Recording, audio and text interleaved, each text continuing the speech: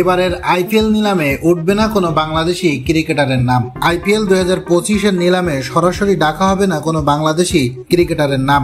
আসন্ন আইপিএল নিলামে প্রথম 116 জন প্লেয়ারের জন্য অর্থাৎ প্রথম 17টি সেটের জন্য আইপিএল এর 10টি দল বিড করবে। বাকি প্লেয়ারদের জন্য হবে এক্সিলারেটেড নিলাম। 116 জন প্লেয়ারের বেচাকেনা হওয়ার পর যদি দলগুলোর প্লেয়ারের কোটা পূরণ না হয় তখন বাকি প্লেয়ারগুলো শর্টলিস্ট করা হবে এবং তাদের জন্য কোনো ফ্র্যাঞ্চাইজি আগ্রহ প্রকাশ করলে তবেই তাদের নিয়ে হবে নিলাম। 116 জন প্লেয়ারের মধ্যে নেই কোনো বাংলাদেশি। নিলামে সবার আগে 26 নম্বর সেটে 181 নম্বর প্লেয়ার হিসেবে থাকছেন মোস্তাফিজুর রহমান, অন্যরা তারও পরে। তাই আইপিএল 2025-এর নিলামে মোস্তাফিজুর রহমানের মতো একজন অভিজ্ঞ বোলারের নাম সরাসরি ধাপে না থাকাটা বাংলাদেশি ক্রিকেট প্রেমীদের জন্য হতাশাজনক। তবে এক্সিলারেটেড নিলামে তার প্রতি ফ্র্যাঞ্চাইজিগুলোর আগ্রহ নতুন করে সৃষ্টি হবে এমনটাই ধারণা করছে তার ভক্ত সমর্থকরা।